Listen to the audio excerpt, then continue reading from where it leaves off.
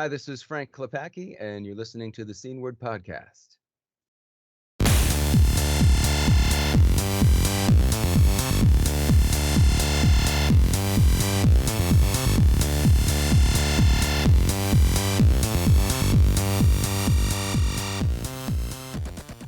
So it's the Scene World Podcast. I'm AJ. That's Jurg over there. Hi. And this is our close to Christmas episode. Really? Yeah. True. Yeah. True. Yeah. So in a minute we'll be talking to Brandon Casteel. Let me say that again. In a minute we'll be talking to Brandon Casteel from 3D Realms. Exactly. Yes. We'll be talking about the oh my god. Yeah, he is the lead game designer of Tempest Rising. Yes, Tempest Rising. That is their new real-time strategy game. Yes, indeed. So that'll be in a minute. Before then, while my brain is still somewhat in my head, let's do some news. Yes, well, you start. The only thing I don't have anymore. So, so by all means, you go ahead while I desperately search for something else. Okay. Well, the Play, Watch, Listen podcast archives of old episodes has been unlisted, and now it has been added to the main channel on YouTube. That means it's still unlisted, but now you can officially see the old episodes again. It's actually interesting because that is something I thought of myself. What do we do if we ever hit the 2000 maximum? If ever. What? Of number of episodes for our podcast, or if we ever hit the 1 megabyte size limit of the RSS feed. Well, let's figure this out for a minute. We do 2 a month, right? So that's 24 a year. So 2,000 divided by the last I think the first episode was in June 2014. Well, if I'm not mistaken. If we keep on the rate that we're going, it'll take us about 82 years to get to 2,000. So I don't think we have an issue with that. 82 years. Yes. So I'll be like 140 something? No, 120 something. Oh, okay. Not saying it won't happen. I mean, maybe we'll be, 120-year-olds sitting, podcasting from our hospital beds, talking about the newest C64 news in the year 2078.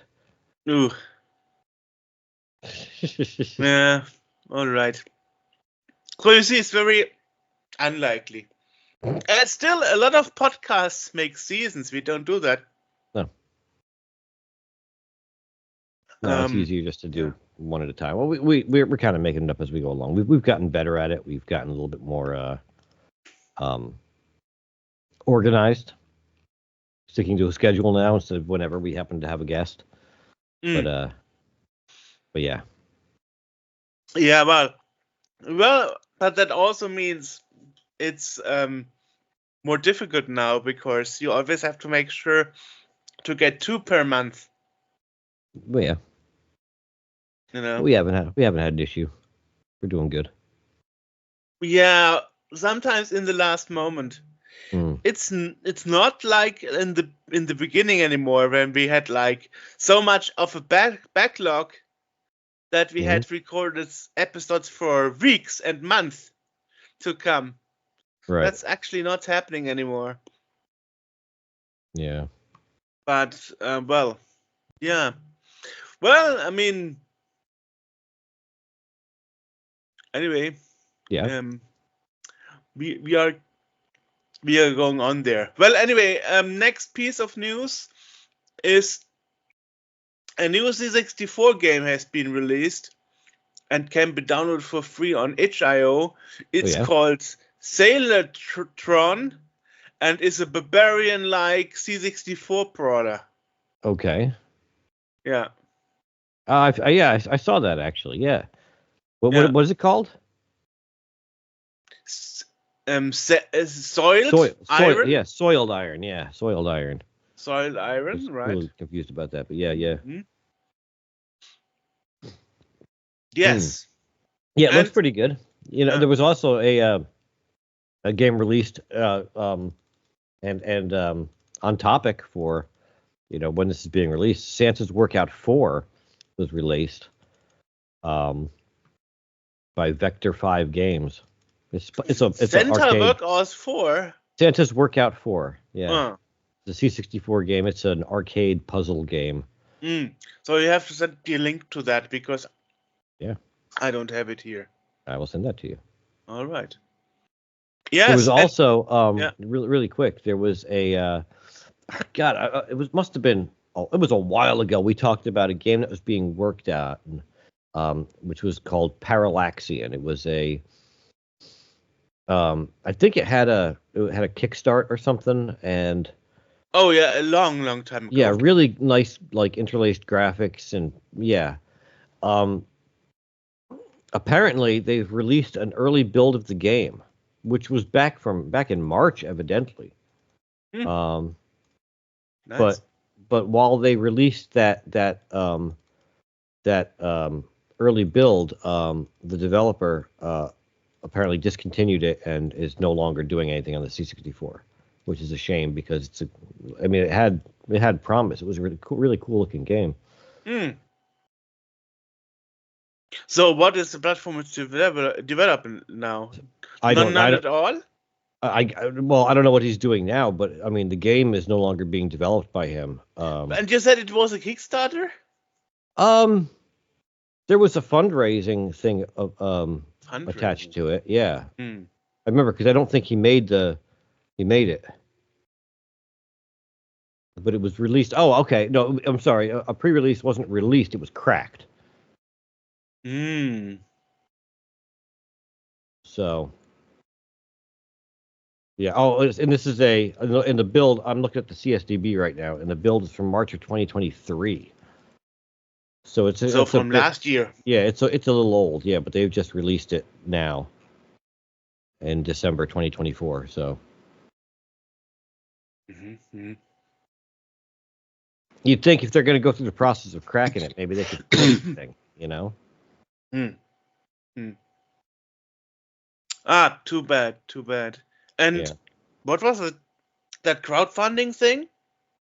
I don't know what the crowdfunding thing was. Because I don't remember that, to be honest. I have some vague recollection of it, but I don't remember all of it. I remember mentioning it. I don't recall what the whole shabab. I know that there was a little bit of there was a little bit of disappointment from the guy. I'm looking right now.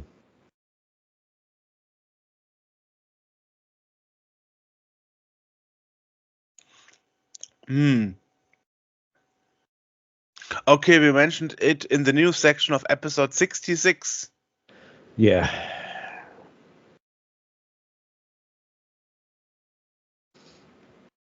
But all the news that I'm reading about. Oh yeah, indeed, it was a Kickstarter. It was a Kickstarter. Okay. Right, but it was unsuccessful. That was. Yes, it did not. It did not meet its goal. An unsuccessful Kickstarter. Right. And I think he announced back in 2019. He announced that he will be working on it anyway. Right. But I guess he gave that up last year or whenever. Yeah, Kodiak 64 is right. The homepage. And John Woods is the guy's name. Exactly. Jonathan Woods, exactly. Yeah. And the last work in progress is also the last update on Kickstarter, which is from November 2022. Yeah, he was trying to raise about $15,000, $16,000. He made $8,500. Hmm. 157 Yeah. backers. I mean, that's a. Yes. If you visit the site, it says the site is no more. It's actually not there anymore. Right. Wow. That's a pity. The last update on the Kickstarter was in November of 22. That's what I'm actually looking at. Oh, is it? Okay. Yeah. Well, and it's a shame because it was a cool looking game. It was a decent looking game, and it had some. It had promise. You know, it was neat looking, but yeah. That's the problem with the 64 is that, like, you know, trying to make a game and make money off of a game on the C64 these days is just not it's just not really a workable business plan, you know, yeah, you know, there are some developers that can sell their stuff, but I mean, even, you know, Sam's Journey, I don't think that made a whole lot of money. The guy's not rolling in cash because of it. No. But then he also did an NES version. Right, but nevertheless, I mean, it's not, you know, it's really it's kind of a labor of love more than anything else. Like you're not gonna make a living doing this anymore. Right. You know, those days have long gone. Well, I mean, it's surprising he already got 8,157 backers after all. Right. I mean, $8,000 is more than I ever made for programming. You know, I think the most I made for programming was like $200-300. I mean, that's back in the day when things were still being sold. Such things are better for flexible funding at Indiegogo. Right. You know. Yeah, but even again, like, you know, even back in the day, if you were an independent programmer, you know, if you got, you know, picked up and published, you're looking at a couple $100. If you work for a developer, you know, if you work for something like Electronic Arts, then you're getting your daily salary, but, you know, you're not going to get that here's a big publishing thing, you know. You're not going to be rich off of it. Right. You know, it's just not a it wasn't never really like a great living off of it job. Not since the last game, which officially was Lemmings, has been released. We actually tackled this in the last news. Right, but I mean, even Lemmings though, like, how much did they get for working on Lemmings? You know, again, I'm sure that the people that worked for the company, they're getting their daily thing. Someone like your own Tell, who does the music, you know, is he getting like a flat rate or something? He might be getting paid for the use of his music, a couple $100, maybe $1,000. You're not going to live off that. You know, well, I mean, that is why he worked on a couple of platforms at once. Exactly. Right. So, you know, hoping to make a buck off of a C64 game, you know, even back then wasn't really feasible, you know. There are a lot of original games that made quite some. I mean, there were companies that lived off it. I mean, think like, you know, Accolade, Microprose, and so on. I'm not talking about companies. I'm not talking about the companies, right? Yeah. Okay. So if you're Accolade or Microprose or whatever, you can make a good amount of money off of selling the game. Microprose is still around, by the way. Right. Yeah. But if you're the guy that wrote the game, okay, you're getting paid. If you work for Accolade, if you're an employee, you're getting paid your hourly rate or whatever they pay you, your salary. That's what you're getting paid. If you're an outside contractor that comes in to do a conversion or you submit your own game to them, you get paid for the publishing rights of that game, right? So you get, you know, however much they want to pay you for it. They're going to make more than you do. That's what I'm saying, is that as a programmer or an artist or a musician or whatever, um, unless you work for the company full time, writing something and getting it published is not gonna, because most of these contracts were, for intellectual property and everything. So as soon as you sign that thing, that game doesn't belong to you anymore. Your name might be on it, but they have the rights to do whatever, and you're not getting anything from it anymore. You're not going to get a residual from that. Perhaps I don't know how much Bruce Artwick made for Microsoft I don't know. for working on the flight simulator. I'm sure. Yeah, I mean, but again, that was for for that one. He's not getting paid for the new ones. Probably not. No, because they're totally different games. But again, I also don't think that he wouldn't be getting residuals from the sales of those. They probably bought the rights from him. It became Microsoft Flight Simulator instead of Sublogic. And then once he wasn't on that team anymore, he's not making. Again, if you're on the team, if you're working for the company, right, you're getting paid. Right, it's a job. That's different. I'm talking about being an independent programmer, writing a program and submitting it. Right. Doing it on your own. I don't, maybe back in the early 80s when this was still all big and stuff, and they might pay you a lot because there is no spreadsheet, so they need that. That might be one thing. But later on, when you're writing a game of which there are 75 other games just like it, it's not going to get you that much money. I mean, and then even then, back then, you worked on multiple platforms, right? To exactly, yeah, right. Convert your game. I mean, right. I mean, just think of Turrican, where Manfred Trenz did the NES version himself, which is actually why the music sounds so horrible. Right. Because he's not a music guy whatsoever. Yeah, the people that have programmed games or made, have designed, programmed, done music for, or drawn for games, you don't see them doing, okay, I made Wing Commander, now I can sit back forever because I'm set for life. No. You go and do other stuff because you have to do other stuff. Right. But Chris Roberts is a special case. I mean, he's working on a game that's supposed to be never finished. He's taking forever. No, I'm just saying, I'm just picking a name out of a hat here. Right.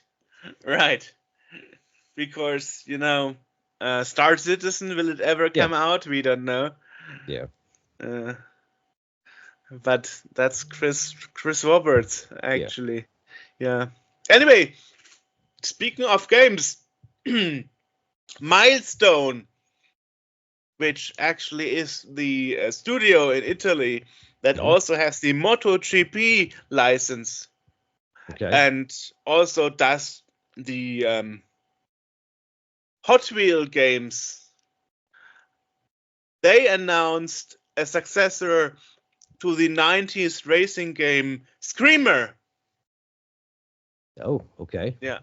So that's coming back in 2026. All right. Yeah. Cool. And they released a trailer. A trailer for the release. Okay, cool. Yeah.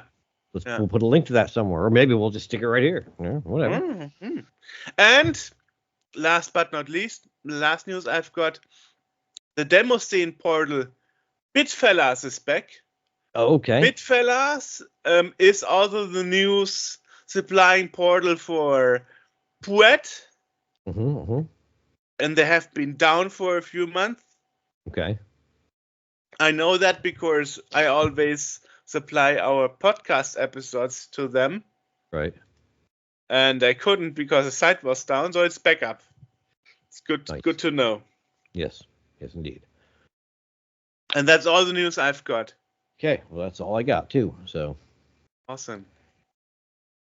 We'll jingle on down the road to Brandon Casteel. Happy 2025, and Merry Christmas. Yes, indeed. And let's see what's happening in the new year. Bye.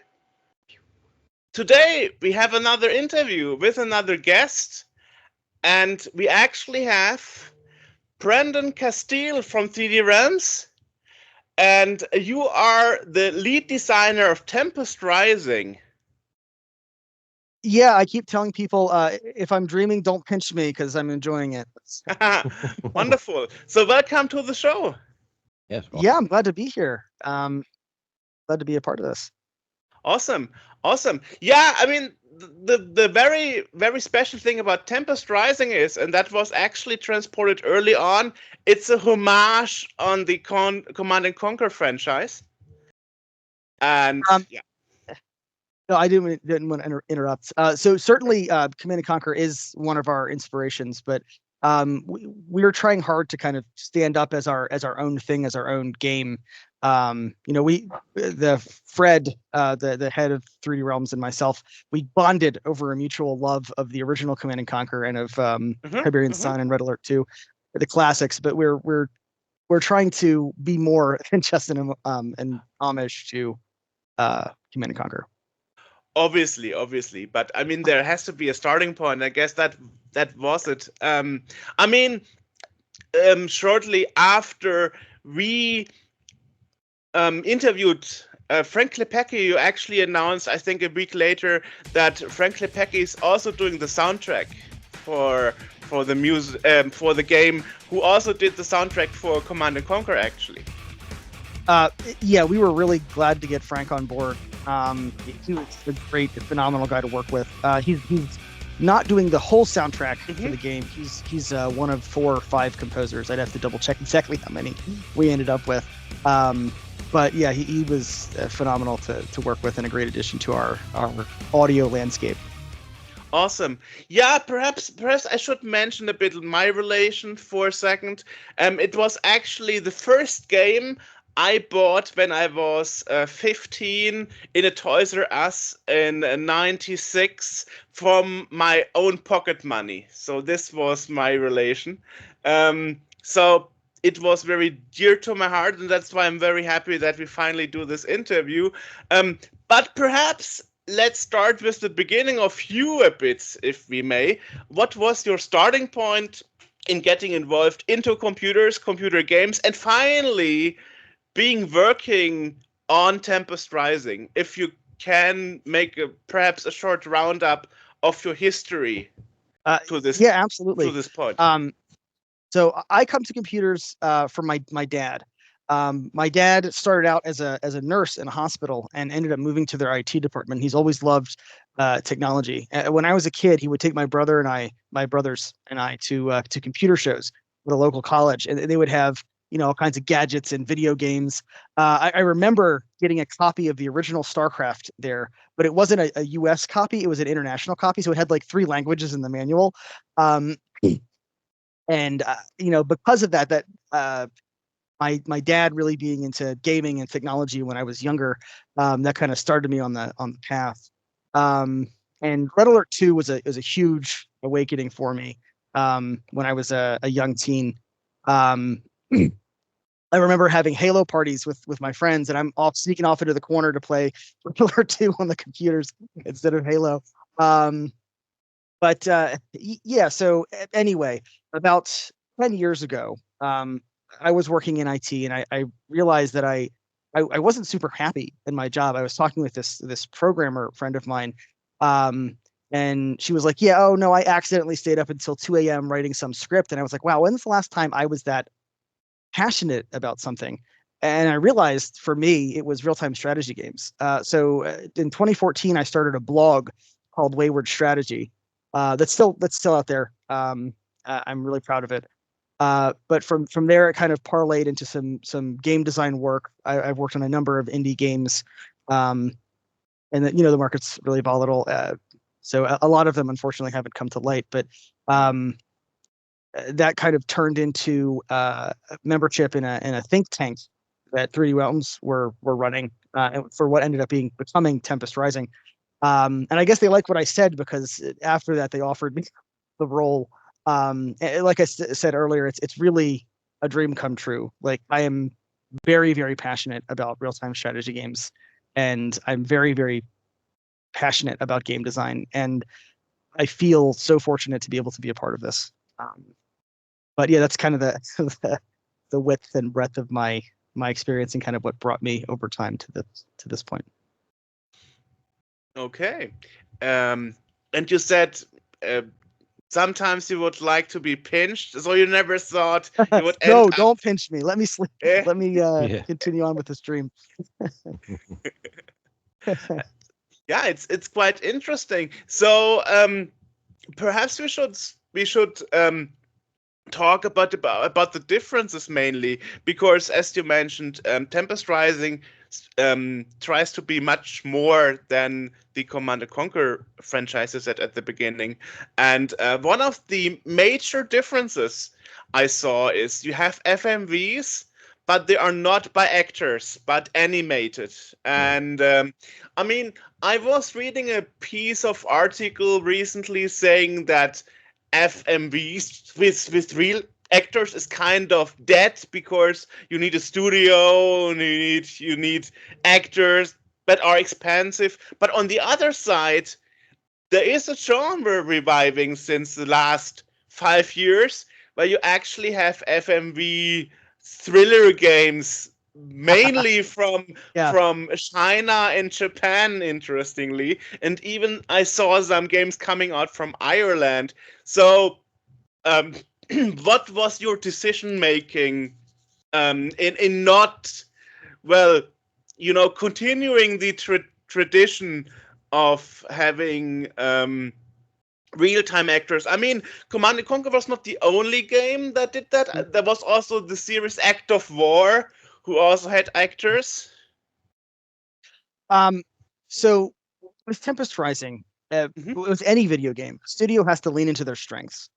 And with Tempest Rising, with our studio, our strengths don't really lend ourselves well to something like studio space and props and costuming. But we do have a lot of really talented 3D artists, and we do have a lot of really talented animators.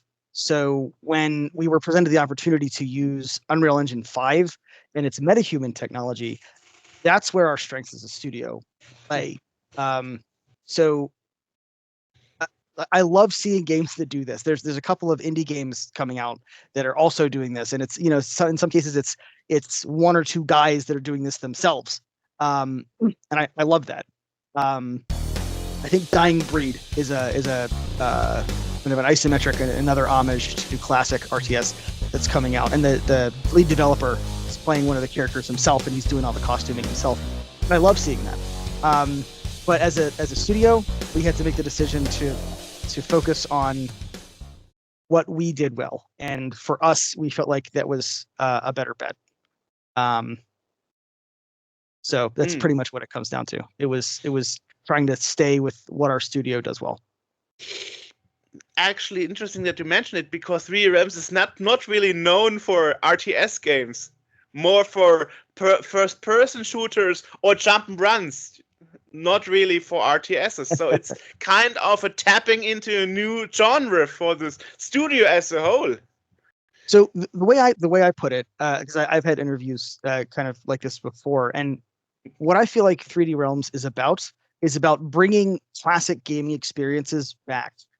And we have done that with shooters, and we're branching out for sure. This is a big step for us, but I think it's the same philosophy that drives Tempest Rising, that drives our other projects, and it's about finding what's so enduring about these experiences from the 90s and early 2000s and bringing them back. And I really feel like that's what we're trying to do with Tempest Rising. Awesome. Yeah, I mean, you as a lead designer, what is your point where you say you want to stay similar and where you want to differ a lot? I think the last demo of the game had something called the spares, the rolling balls. Oh, the Tempest Sphere. Tempest Sphere, exactly. Yeah, and I saw some gamers on Steam at least thought it was totally awesome, and the others thought it was totally boring, and why did you even put it there? So there is a lot of both sides of reactions based on the game, and so what is the balance you try to reach there as a lead designer? I mean, people have high expectations, Yeah, absolutely. We just finished up a closed beta test last month, and I know, I you was get to part of experience it. that's excellent. Glad to hear it. You get to experience a lot of that though, when you have demos and tests, and you realize where people's expectations are coming from, and they're able to articulate those very clearly. The Tempest Sphere is, I will take full responsibility for that. I Look, so for this game, I feel like there's a lot of RTS that have come out lately in the past decade, and they have very safe designs. They want to focus on, in case we become an esport, we have to make this thing easy to balance. In case we get a big competitive scene, we want to make sure that the game is predictable. I don't think that's what people loved so much about 90s RTS games. We wanted to swing for the rafters. We have 3 factions with 3 different economic systems. That's a tremendous amount of work on me and on the team to try to make that work. And we experienced that actually during the closed beta, where we were kind of fiddling with things to make sure that everything felt fair. That's going to be work. And something like the Tempest Sphere, that's the sort of unit that is either very, very, very powerful or very, very hard to use, depending on some pretty narrow parameters. But it's memorable, and I think just by getting a big reaction, it's already kind of done its job. It's gotten people talking, and that alone I think is valuable. I think it's a fun unit. I like RTS that let me do fun and crazy things, and a giant sphere that crushes other tanks I think is cool. And there's definitely people out there that have big feelings about it, but we have like 25, 26 units per faction. That's kind of a lot for faction design nowadays. Where this competitive focused design tries to cap out your unit counts at around 15 to 18 units. So the fact that we were able to bring that many and give people that many options, if people don't like 1 or 2 of them, we have a lot out there. And I think people will be able to find the fun, even if they don't want to use that unit, even if they think that there's a better possible unit to have gone in that spot. It got people talking. It does something that you don't see every day. And that's what we're trying to do. We're trying to go really for a fun first gameplay focus. I hope it would make me very happy to be able to foster a competitive community. But I don't think we're going to do that by playing it safe. I don't think we're going to get people's attention and excite people by doing things that they've seen everywhere all the time. So I feel like that was a calculated risk. And I feel like it's a fun unit, and I'm glad we were able to include it in the game. You're talking about different factions and economies and whatnot in the game. So what is the basic storyline that you'd be walking into as a gamer for people that might not understand what in Tempest Rising is? That's a great question. So in Tempest Rising, our story diverges from human history during the Cuban Missile Crisis. What happened is in the world of Tempest Rising, the Cuban Missile Crisis went nuclear and started a very brief, very devastating World War III that wiped out a lot of governments, a lot of major cities. It caused a tremendous amount of devastation, including long-term nuclear fallout. But what happened in the wake of that, and this is where we get to the fun sci-fi stuff, is this vine, this electrical plant starts growing all over the world, focused first and foremost in the actual craters where these nukes hit. It starts growing, and it actually starts cleaning up the air. It's consuming the actual radiation out of the air, and it produces electricity. So it's this source of basically limitless free power. And in the wake of this organization called the Global Defense Force comes up, and they're focused in the less devastated areas, mostly in the Americas and Eastern Europe. And they say, look, as humans, we made a mistake. And our goal as the Global Defense Force is to make sure this mistake doesn't happen again. So they start benignly policing more and more of the world, saying, look, we're going to take care of things. We're going to make sure this doesn't happen again. And also, we're going to take charge of all this Tempest nonsense. Don't worry about it. We'll take care of it. And a bunch of European and Asian nations say, well, no, wait. You did this to us. You're not going to nuke us and then come tell us you're in charge. And they form another coalition under a war hero from World War III called Domovoy Molchalin, or Molchalin. And he says, no, we're going to take care of our own selves. We're going to make sure that we maintain our own sovereignty. We maintain our own culture. We're not going to let you destroy us and then come tell us that you're in charge. So they form a coalition called the Tempest Dynasty, and they view this resource, this abundant, limitless source of energy as their birthright. They say, you drop these bombs on us, and then this free power source starts growing. This is ours. It's a meaningful thing to them, not just as a resource, but as like it becomes culturally important to the Tempest Dynasty, and that kind of frames the beginning of our narrative, where you have this post-war devastation and these two kind of global superpowers rising up from the ashes, each trying to maintain control of this resource and trying to maintain control of their own sovereignty. And that's kind of where things kick off. Awesome. So basically, regular Earth in about 5 years. Yeah, it depends on which region in the world you are living in. I mean, yeah. Some people have alternative facts about global warming, other have other opinions. Really depends. But let's not go into climate. Get too far into the weeds on that. Let's not go into climate politics. Perhaps not. Yeah, it's interesting because when I played to the demo, it more felt like being very what I remember from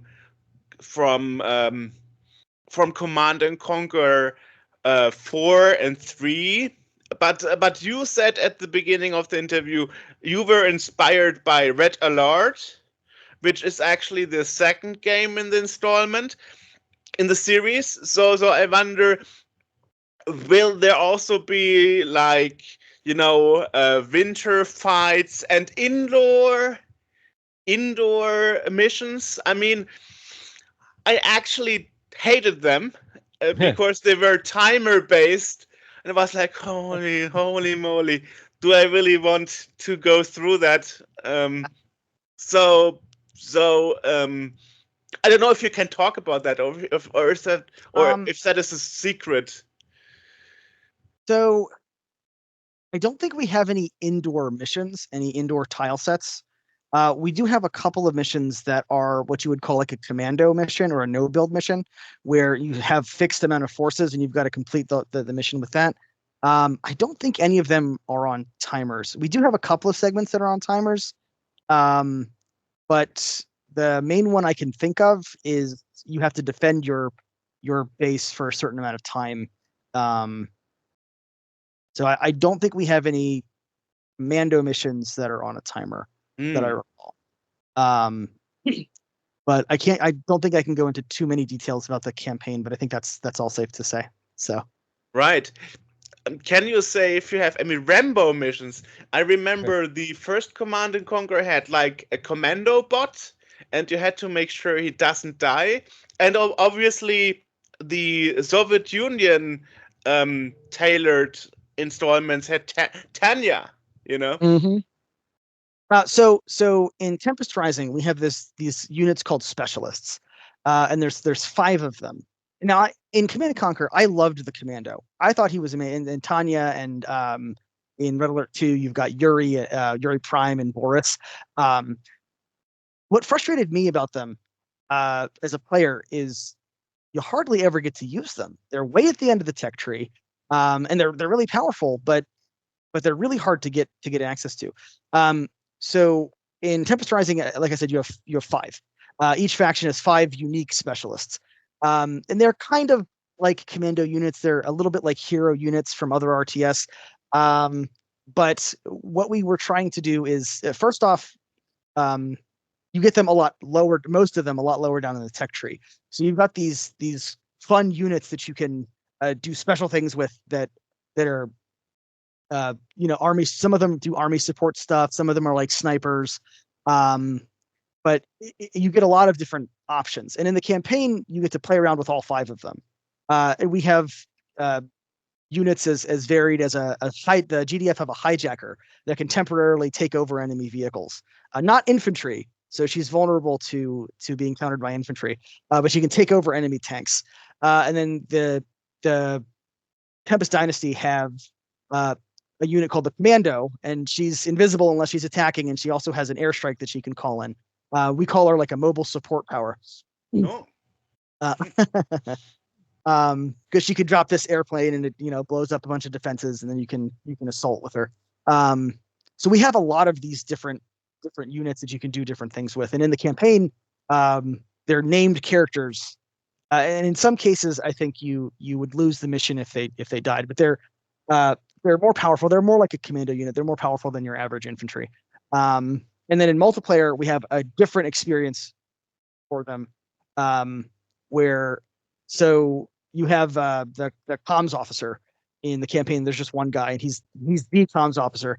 But in multiplayer, you could build 3 of them. If you want 3 comms officers, you can load them up and use them, or you can have 2 snipers and a riot medic, or 1 of each. So with multiplayer, we take that core system that we introduced in the campaign and kind of open it up a little bit to give you more freedom to play around with them.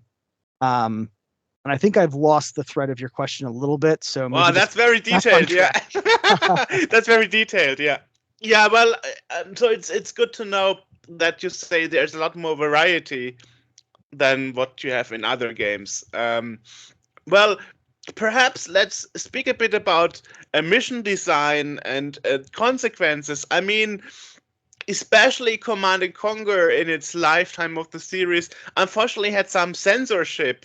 I remember when 2003 Generals was released, the Iraqi war started. So in Germany, Generals was only available for 4 weeks. And then they had to remove it from the market because there was a mission based in Iraq where you had a mob and you had to lead the mob through the city and destroy everything. No. Really? They censored it for that? Yeah, exactly. So I can understand, you wrote down the Red Alert 2, which had the Twin Towers on it. I can understand maybe, taking that down for a bit, but... Yeah, the reasoning by the USK, which is our age rating system in Germany, was that now the Iraqi war started. It's too much of a mission close to reality, So it was just bad timing. I mean, the game started designing way back, but then the war started, and so they had to remove all the missions, or but better to say exchange them with other, and then renaming the game to Generäle, which is a German word of generals. So I'm one of the few people here in Germany that still has the uncensored German version, because I told my dad to go to the electronics store and buy it on the day of release, because obviously I was in job education during the day, so I couldn't do it myself. But I forced my father to take a day off so he can go out and buy the game. And it was actually good that he did that, because, as I said, 4 weeks later, they had to remove all the copies from the shelves. That was amazing. Yeah. Wow. Yeah. So I think your question was, are we cognizant of that sort of issue, or are we having to face anything like that? I mean, now that it happened a couple of times, as AJ mentioned, Red Alert 2 had this similar problem that on the cover it had the World Trade Center being attacked. Well, they also had to do that. Yeah. So I don't know exactly how to answer this beyond It's a saying tough that question, probably. we aren't aware of any issues that our game would have in this that are relevant to this. There are some things that we prepared for, like using the Red Cross logo for healing. You're technically not allowed to do that, so we created our separate icons for it. But beyond that, I can't think of anything that we've run into that would need that kind of fix or problem to address. So yeah, it's a lot of setup for not much answer, and I'm sorry about that. But Yeah, I mean, as far as I know, yeah. we haven't run into anything like that. I mean, the problem is, of course, you can't control the world, and you can't control what's happening around you. You know, I guess it was just bad luck for those designers that shortly after the game released, stuff happened in the world, and suddenly it was not okay anymore. Yeah. I mean, nowadays it's a lot easier. You can just apply a patch for a certain region and get rid of the problem. You don't have to make a call back from the store shelves because basically you are not physical anymore. So it also, I'm looking at the entry for it, and it says that there's the online PvP and as well as multiplayer matchmaking stuff. How does the multiplayer how does that work? How could you play it with somebody else? So we're using a matchmaking technology developed by Saber that they use for their games. I think it's fine to say what it's called Hydra. And yeah, that's one of the things we were testing with our recent closed beta, and it's been really powerful so far. We have like QA people in Russia that I play with in the States with reasonable pings. Now with RTS, it's more doable than for something like FPS where it matters a lot more for aiming and stuff. But we've been really happy with it, with how it performs. What else I will say, because I think this is important to you guys in your audience, is when we've been doing trade shows, like we did DreamHack in Atlanta and we did DreamHack in Stockholm, I think, like last month. We actually use our LAN connection for that. We have built-in LAN for the capability for the game, and that's actually what we're using at shows when we do that. So that's something that I know a lot of RTS, being kind of more old school traditional gamers, RTS players appreciate. Yeah, so you could do like a LAN party with these. Like bring it back. Exactly. Just want to say that's exactly what we're doing in the shows, because you get better response times if the computers are all sitting there right next to each other. Right. Should I pull up my null modem cable?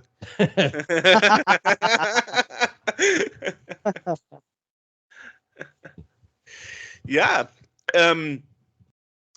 It's actually perhaps an interesting question. Supported platforms.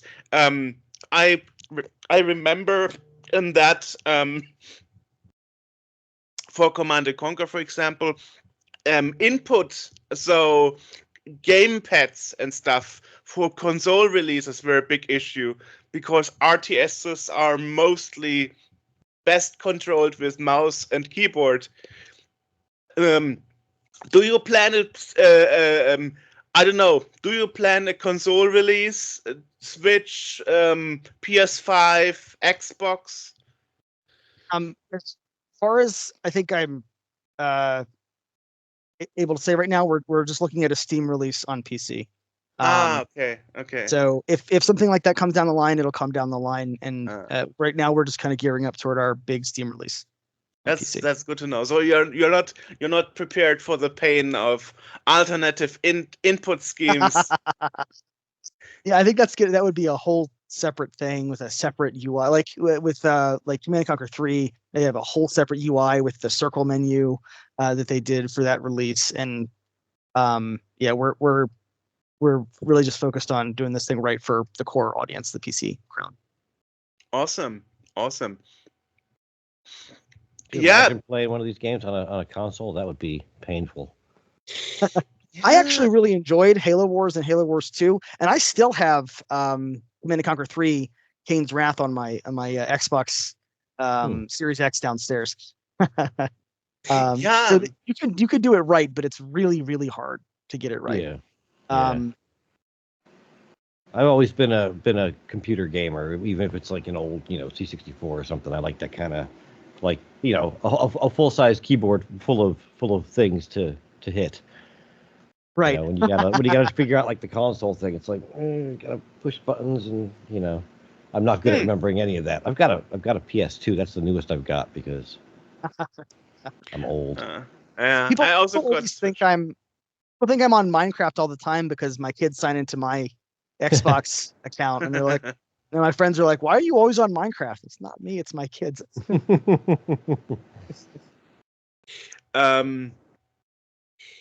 Now I had a question that I totally forgot.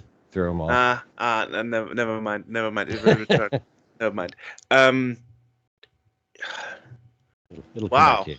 Yeah, I will come back to it. So, whoa.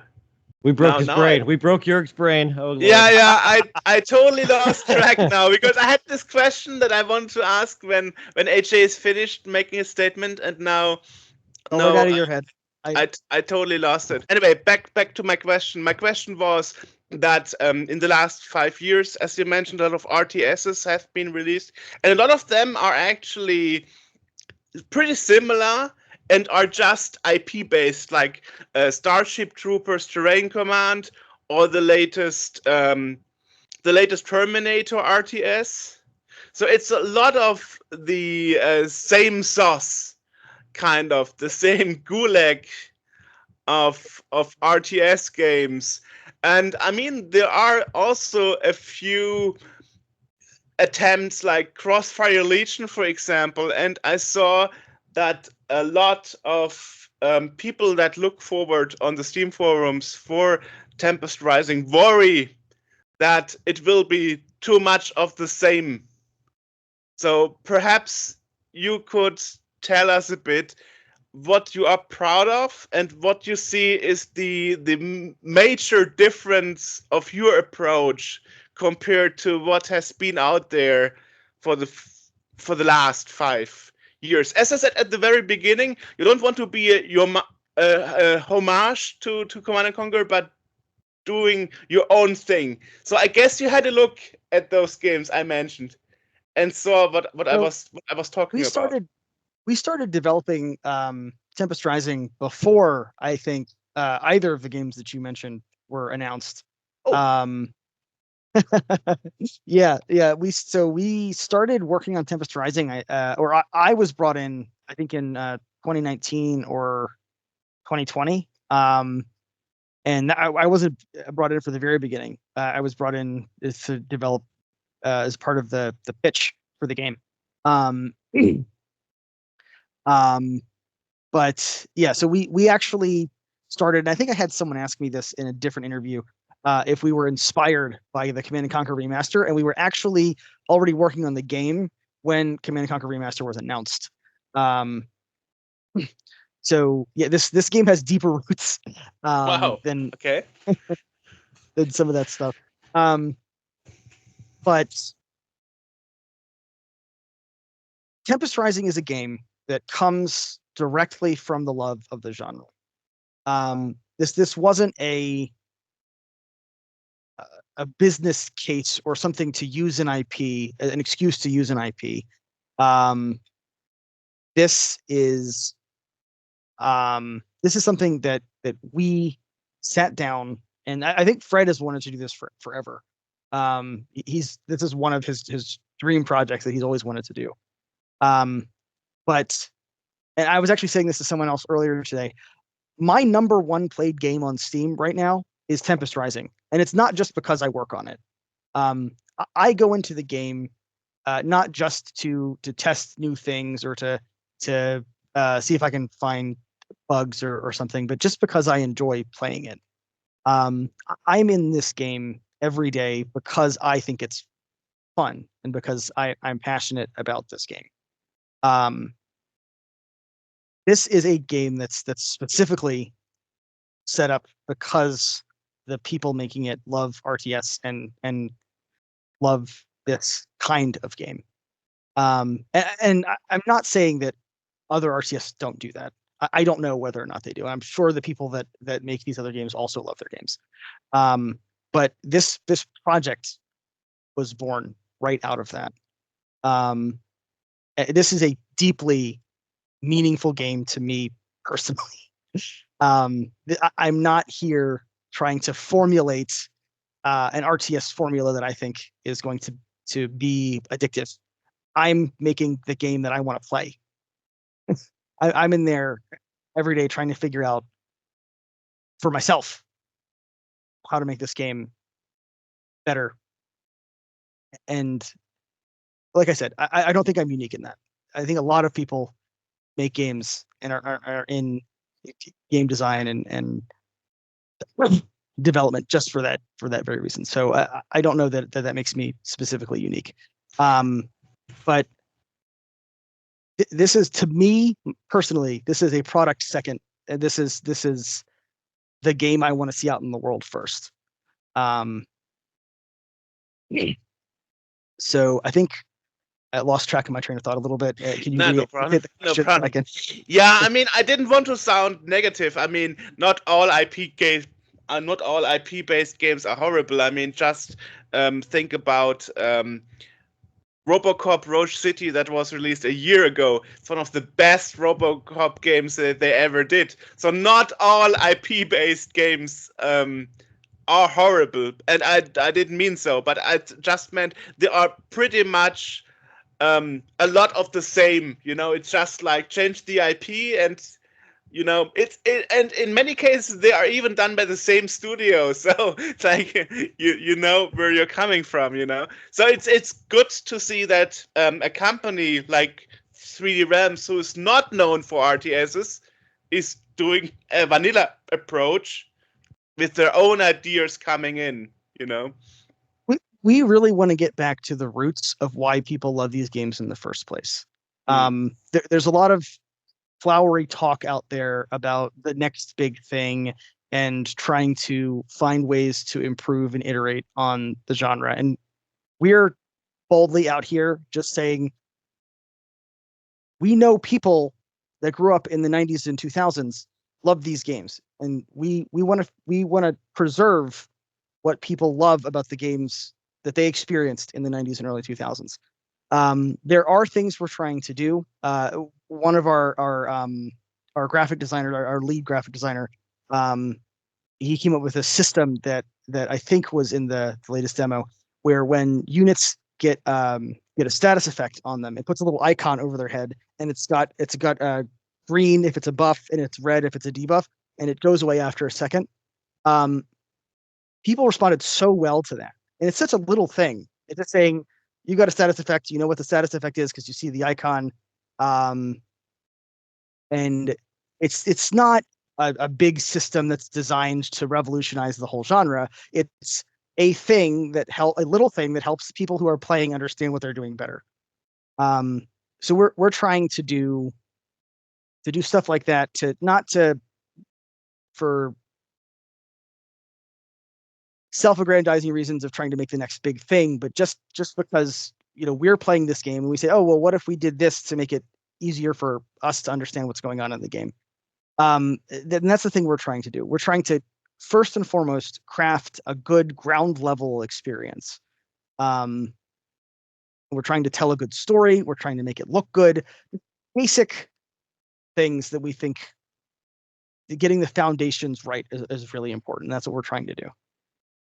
It is graphically really impressive. I'm looking at screenshots and some video from it, and it's aside from, you know, from everything else, it is a very pretty game as far as, you know, landscapes and the character graphics and everything that's moving around. Can you talk a little bit about like what went into creating that? Yeah, so we've had a phenomenal art team with a tremendous amount of experience, both with Unreal Engine generally and with like hard surface design specifically. One of the other things that impresses me, and I'm not highly technical as a programmer or like a technical artist, so it's hard for me to talk specifics. But I have, as a player, been very impressed by how performant the game is.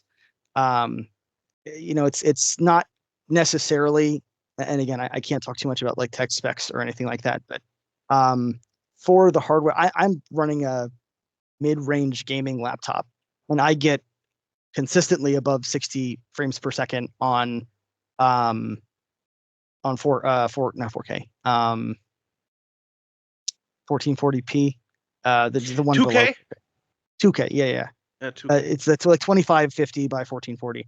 Yeah, it's the same resolution I have, and I have a 2K monitor. Yeah.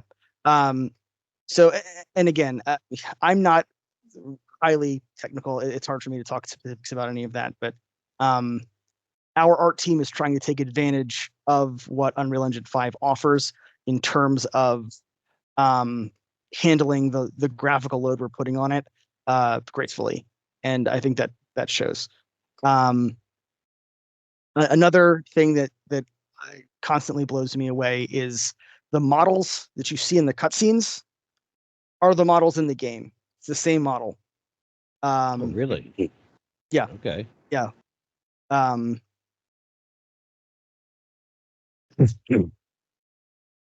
So yeah, we and again, I wish I knew more specifics so I could talk more in depth about All good. how it's all put together. But we worked together with a great team of concept artists and artists.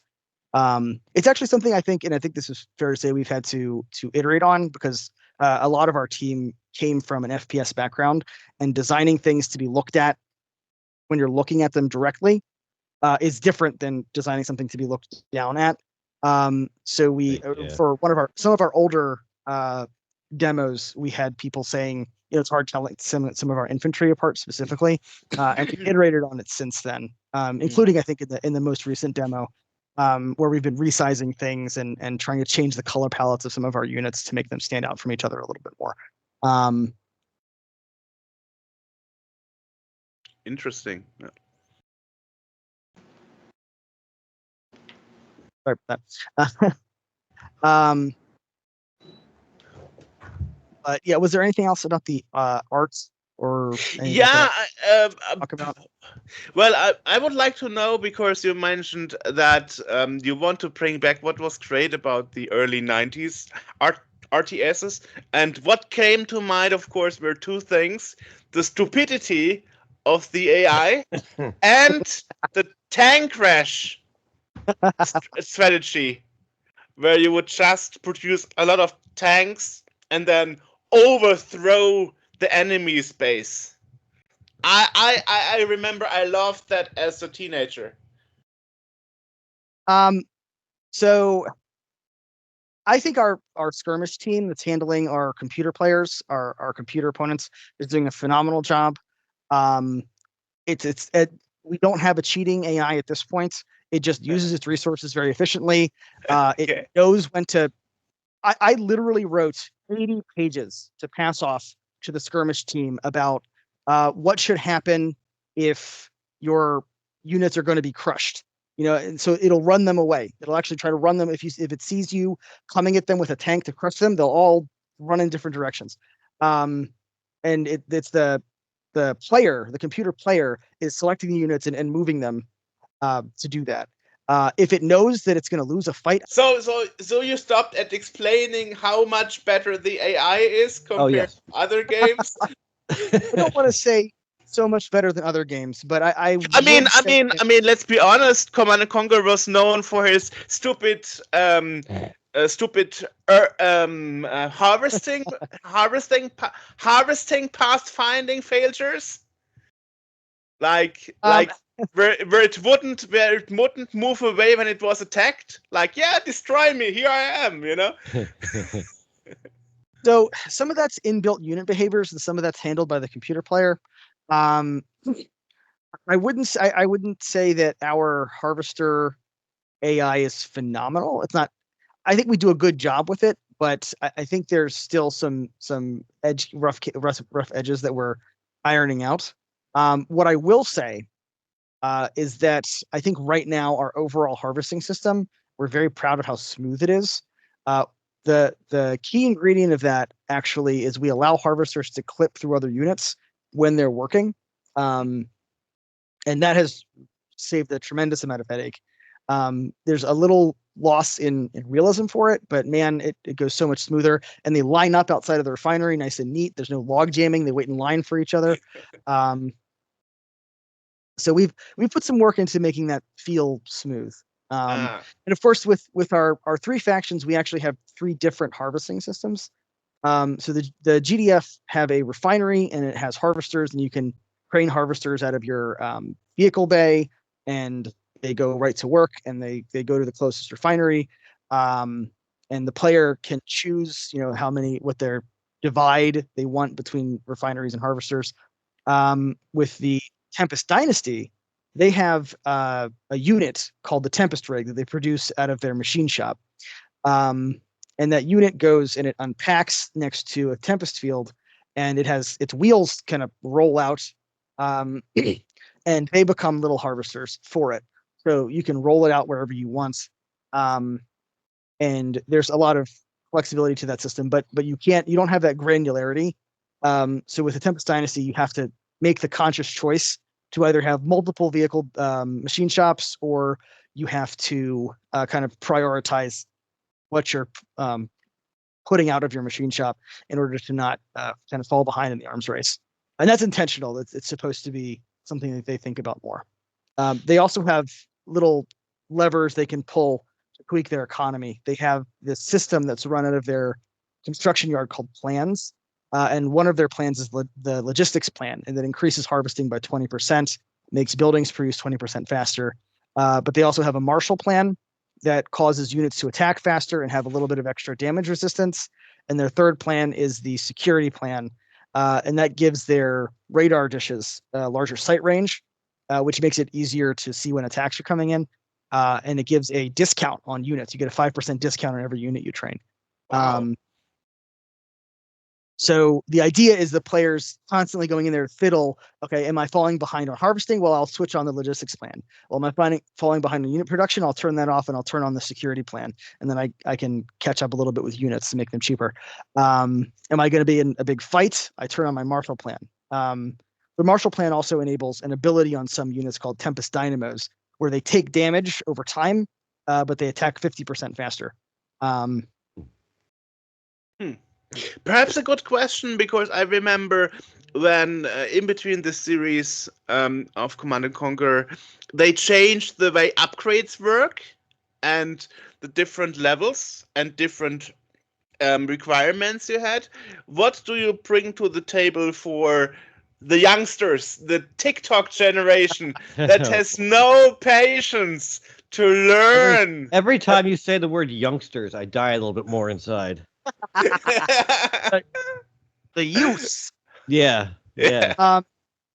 So one thing, I think it's absolutely fair to say, that we copy from Command & Conquer is we respect the player's time. We don't force you to fiddle with building houses or supply depots. We want to get right to the point, which is harvesting resources, building full tanks, and blowing crap up with cool tanks. We try to keep the core gameplay loop really simple. So it feels like a lot is happening a little bit of time, but we're trying to strike a balance, because there's this feeling that a lot of RTS players have, is they don't want to feel rushed. They don't want to feel harried or hurried. They want to be able to kind of do things at their own pace. So we're trying to pay a lot of attention to how strong defenses are. For instance, our defenses are a little beefier than average for RTS, which gives a player in the early game, one or two well-placed turrets can completely stop an early push. And we're being careful with that, because if it's too much, it stagnates the gameplay. But these little things can make a huge difference. Things like how hardy turrets are, or how long a tank takes to train. These things have a really big impact on the overall flow and pacing of the game. And it's easy to make little changes to kind of fine tune this over time. And that's what we're trying to do, is we're trying to take, again, a fundamentalist approach to game design. We're trying to say, this is how long a tank takes to train.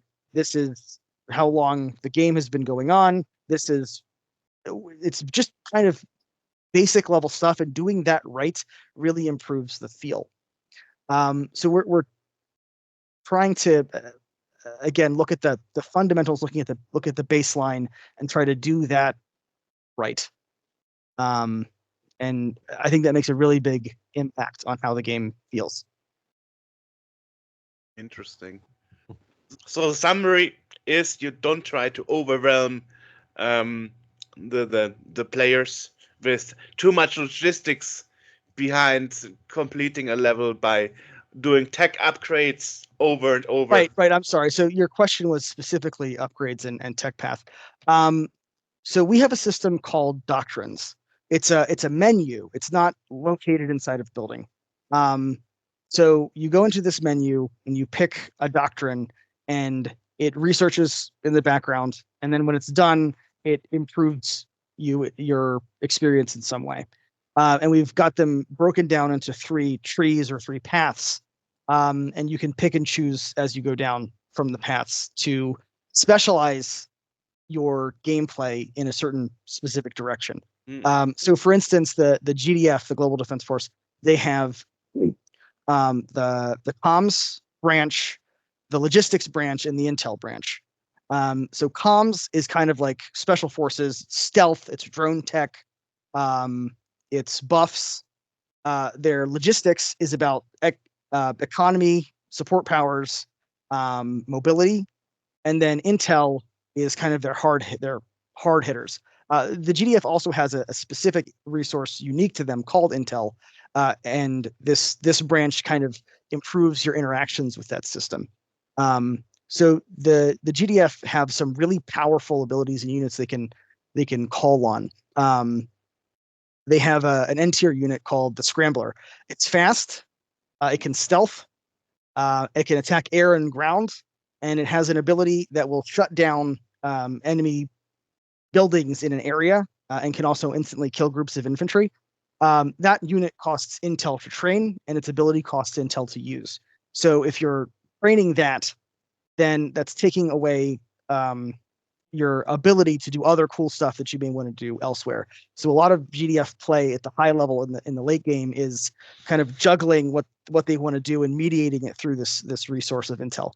And because we have systems like that, where you're making these mutually exclusive choices, we don't want to overload you with 7 resources and trying to figure out how to age up to the next level to unlock we want to try to keep it simple, try to keep it focused on giving you an enjoyable gameplay experience with important, meaningful decisions to make. So awesome. There's one thing that I always found a pity. A lot of earlier Command & Conquer games, for example, had branching options where you could within the mission branch, you could decide whether you want to make one mission instead of the other.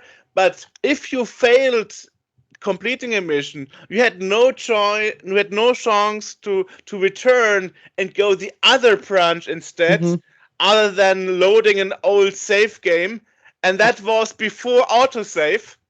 So if you forgot to save, you were a bit out of luck.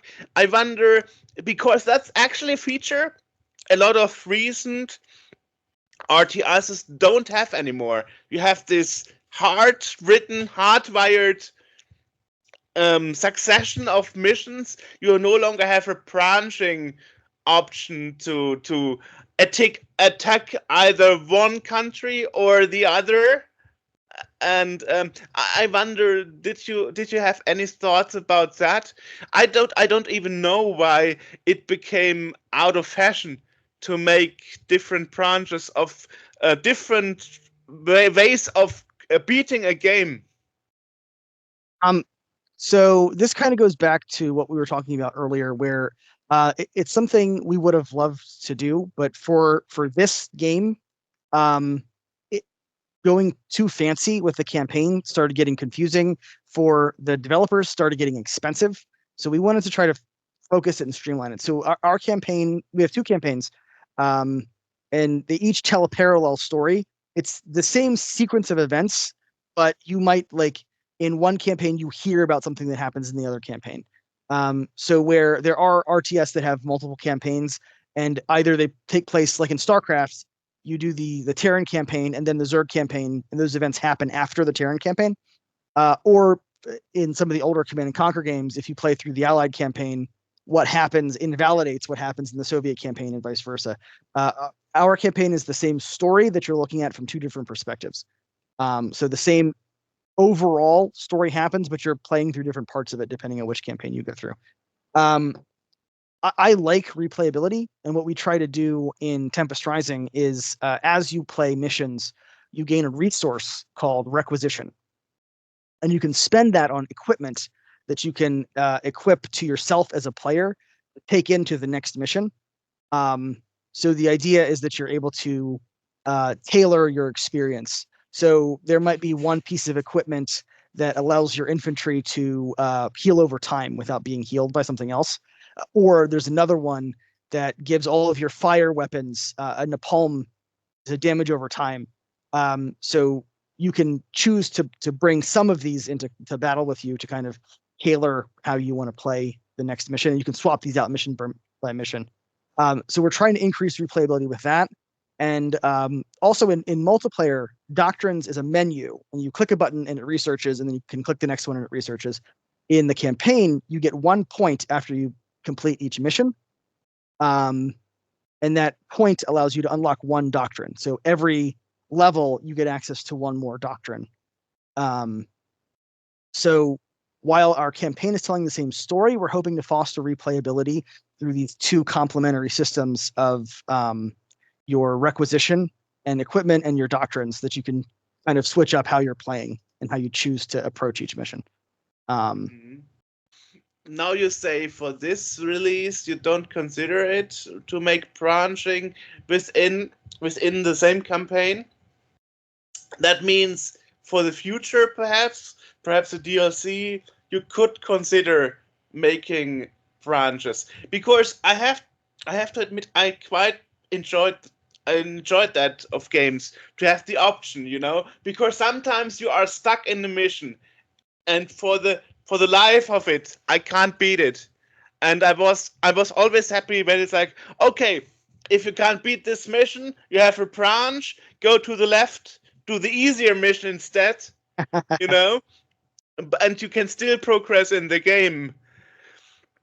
I absolutely love seeing that and doing that in games. So the only article I ever wrote for PC Gamer to date, anyway, I wrote an article a couple years ago for PC Gamer about my favorite world map modes in RTS, like Dawn of War, Dark Crusade, or Emperor Battle for Dune. I think it's a phenomenal game mode. But for this game, we had a story to tell, and we wanted to give the players the experience of that story and the events of the game. So I can't talk about what we're going to do after we launch, but it's we're trying to keep the focus on getting the game out the door and making sure that it's as good as possible when it launches. So it's a topic I love to talk about, and it's something I greatly enjoy myself. It just for the focus of keeping the experience something that is within our kind of wheelhouse, we wanted to tell this story, the story of the Tempest. Right. Now the question is, it is kind of related to game design. Will you have a dynamic music system? What I mean by that is, for example, I think Origin was first with that, with Wing Commander. They changed the music on style and tempo compared to what's happening in the game on the screen. Yeah, so I'm familiar with that sort of system. We're using a traditional jukebox, so we have a track list for each mission, and it cycles through those tracks for that mission. And then in skirmish, it just goes through the whole. So we don't have a dynamic music system. We just have a traditional kind of jukebox style music system for the game. So you're not getting too fancy there. Hey, I mean, you could hire me as a game designer, perhaps, for the successors. You know, I have some ideas. Oh yeah, he's got ideas. Yeah, definitely. Yeah, I mean, it's good that you say you want to focus on the core of the experience without going into too much gameplay and technical fanciness and going too wild. So you know, there have been other games that ran into this problem. For example, Duke Nukem Forever literally took forever because they were constantly redesigning the game. So it's good to know that you try to focus on that. However, people wonder about. I mentioned the Steam forums a lot, but that is probably because a lot of people are on Steam and asking open questions. And you mentioned 2 fractions in the game. Actually, 3 you mentioned, but 2 campaign storylines. So is the third fraction not independently playable for the player? Is that kind of NPC fraction? Right. So for the launch of the game, they're something that you encounter as an enemy, and that's where we're gonna leave it for now. Okay. The desire is that we are going to add them as a playable faction to skirmish and multiplayer after launch. But we wanted to focus on the content that we're launching with, having that in a good state, and delaying the launch of our third faction gave us time and resources to spend on the core game experience. Awesome. Okay, Awesome. Good that you mentioned it, actually, the word release, because just last week you announced there's a release date now. I know. I'm really excited that we got to finally let that date out. Awesome. So when is it? Yeah, when is that date? It's April 24th, 2025.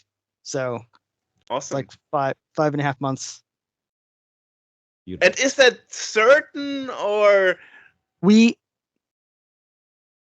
wanted to wait until we knew we could give a date that we could stick to.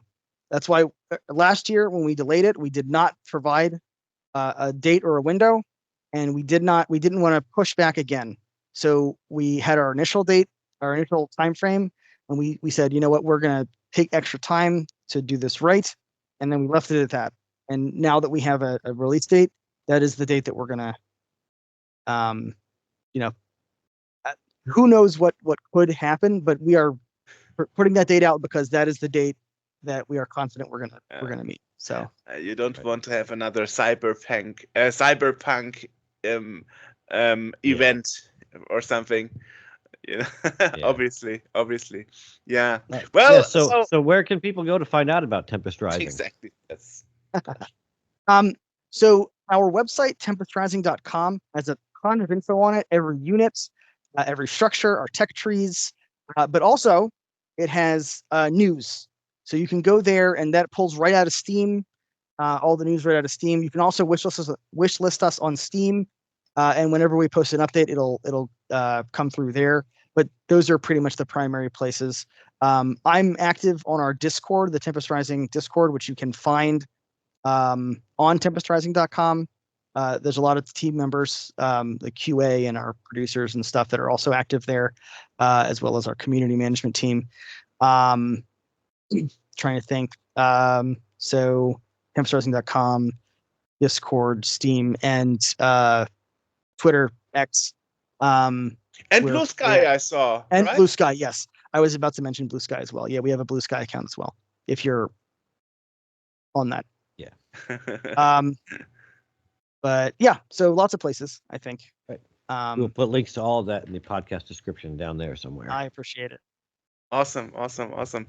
Yeah, well, thanks for taking the time. Yes, we learned a lot today. Thanks so much. Have a nice evening or a nice day for you over there. Bye-bye. Yep. Have a great Bye-bye. evening, guys. You too.